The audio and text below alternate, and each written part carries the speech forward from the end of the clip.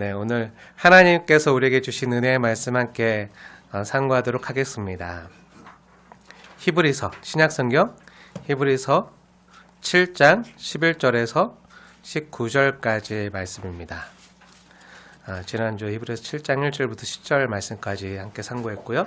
오늘 11절에서 19절 말씀 함께 받들어 읽도록 하겠습니다. 온전함을 얻을 수 있었으면 이라는 말씀의 제목을 함께 은혜 나눌 텐데요. 교독해 올리도록 하겠습니다. 제가 먼저 읽겠습니다. 레위 계통의 제사 직분으로 말미암아 온전함을 얻을 수 있었으면 백성이 그 아래에서 율법을 받았으니 어찌하여 아론의 반차를 따르지 않고 멜기세덱의 반차를 따르는 다른 한 제사장을 세울 필요가 있느냐. 제사 직분이 바꾸어졌은즉 율법도 반드시 바꾸어지리니 이것은 한 사람도 제단 일을 받들지 않는 다른 지파에 속한 자를 가리켜 말한 것이라. 우리 주께서는 유다로부터 나신 것이 분명하도다. 이 지파에서는 모세가 제사장들에 관하여 말하는 것이 하나도 없고 멜기세덱과 같은 별다른 한 제사장이 일어난 것을 보니 더욱 분명하도다. 그는 육신에 속한 한 계명의 법을 따르지 아니하고 오직 불멸의 생명의 능력을 따라 되었으니 증언하기를 내가 영원히 멜기세덱의 반차를 따르는 제사장이라 하였도다. 전에 있던 계명은 연약하고 무익함으로 패하고 율법은 아무것도 온전하게 못할지라.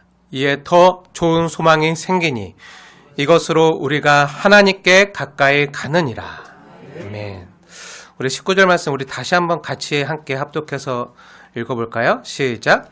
율법은 아무것도 온전하게 못할지라. 이에 더 좋은 소망이 생기니 이것으로 우리가 하나님께 가까이 가느니라. 네, 아멘. 네. 오늘부터 대강절이 시작됩니다. 네, 교회력의 시작이 대강절인데요. 네. 예수님의 오심을 축하하며 또 다시 오실 예수님을 기대하는 대강절 이 첫째 주일에 주님이 우리에게 주시는 이 말씀이 참으로 특별합니다. 오늘 역시 멜기세덱의 반차를 따르는 영원한 대제사장 예수님의 말씀을 우리 함께 받기 원하는데요. 방금 우리가 오늘 본문 말씀을 읽었지만 잘 이해가 되십니까? 네.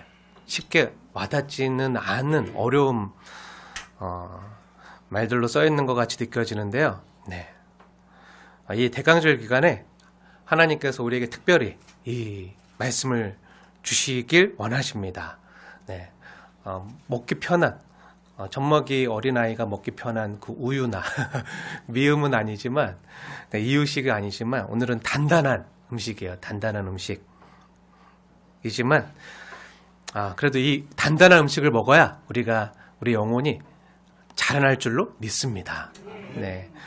그러니까 오늘 말씀이 좀 쉽지 않아도 길을 쫑긋 세우시고 성령님께서 교회된 우리에게 듣게 해주실 것을 믿으시고 잘 귀 기울여 들으시길 축복합니다. 오늘 본문의 말씀을 이해하기 위해서는요, 배경 설명이 조금 필요한데요. 우리는 지난주에 멜기세덱의 반차를 따라 영원한 대제사장이 되신 우리 예수님이 아론의 반차를 따라서 대제사장이 된 레위 사람들보다 훨씬 더 뛰어나시다 라는 하나님 말씀 함께 받았어요. 그래서 반차를 따른다는 말은요, 순서를 따라 이런 뜻이라고 했어요.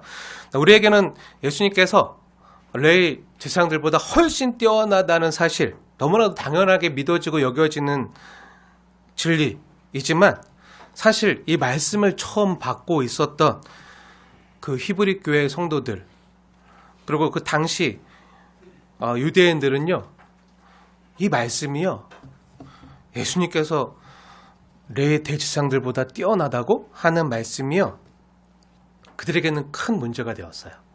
네. 우리는 너무나도 당연히 여겨지는 진리가 당시 유대인들로부터 그리스도를 버리고 유대교로 다시 개종하라는 그 압박과 공격을 받고 있었던 그 히브리 교회 성도들에게는요, 이 사실이, 이 말씀이 쉽지 않은 문제였어요. 왜냐하면 당시 유대인들이요, 히브리 교회 성도들을 공격하는 그 근거와 내용이요, 하나님의 말씀 율법이었기 때문이에요. 하나님이 주셨던 율법, 모세 율법으로 근거를 가지고 공격했기 때문에 그들 중에는 흔들리는 사람들이 있었어요. 하나님이 모세에게 주신 율법, 그 계명을 따라서 하나님이 제사장 직분을 주셨잖아요. 네, 아론 계열에 있는 그 레위 사람들만 제사장이 될 수 있다. 네, 이런 직분을 주셨고 그 제사장 직분과 관련해서 제사장 옷은 어떻게 하고 제사장이 쓰는 물건들은 어떻게 하고 제단에 쓰는 물건들은 어떻게 하면서 율법이 쭉 나오잖아요. 그 자세한 내용들을 우리가 출애굽 강의하면서 봤잖아요. 그 더 세세한 내용은요 레위기에 엄청 많이 나와요. 그 제사장 직분과 관련된 세세한 율법들을 하나님이 주셨어요. 그 제사장들에 의해서 행해지는 희생 제사가 이스라엘 백성들이요 죄 사함을 받고 하나님께 나아가는 근거가 되었거든요. 근데 예수님을 믿고 따르는 성도들이요 더 이상은 아론의 반차를 따르는 그 레위 계통의 제사장들이 필요 없고 소나 염소의 희생 제사도 필요 없고 멜기세덱의 반차를 따르는 우리 영원한 대제사장 대신 우리 주 예수님이 우리의 제사장이 되어서 자신의 몸으로 하나님의 어린 양 되신 예수님이 영 단번에 희생 제사를 드렸다고 하니까 자꾸 예수님을 믿는 성도들은요 레위 제사장이 필요 없거든요. 양이나 염소의 희생 제물이 필요 없거든요. 오직 예수님을 바라보고 십자가를 바라보고 주님 앞에 있는 모습 그대로 나아가면 되거든요. 예수님의 보혈을 의지해서 예수님 나의 대제사장이 되심을 믿고 레위 제사장들 필요 없이 그냥 모두가 다 하나님 앞에 나아갈 은혜의 담력을 얻었거든요. 만인 제사장이 되었거든요. 그런데 유대인들이 보기에는 저것들 사이비 아니야? 하나님 말씀하신 율법대로 지금 예배를 안 드려? 제사장이 없어? 희생제물이 없어? 우리는 이렇게 힘들게 예배하고 있는데 소 잡고 양 잡을 때 어떻게 힘들게 하는지 아시죠? 제사장이 잡아주는 게 아니라고 했어요.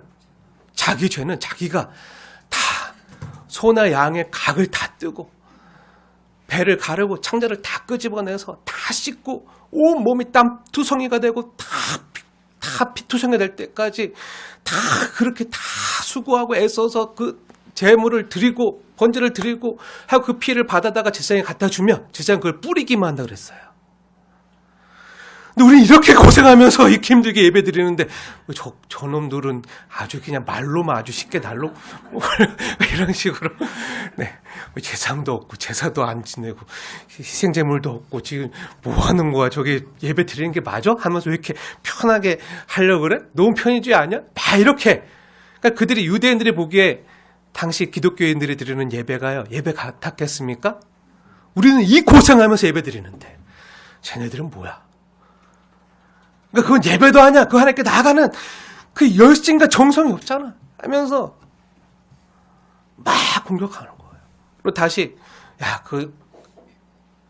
너희들 예수님 믿는다고 그렇게 편하게 나가서 예배드리고 말씀만 듣고 있는데 그러지 말고 그건 가짜니까 다시 유대교로 개종해. 유대교로 개종해. 그래야 너희들 죄사함을 받아.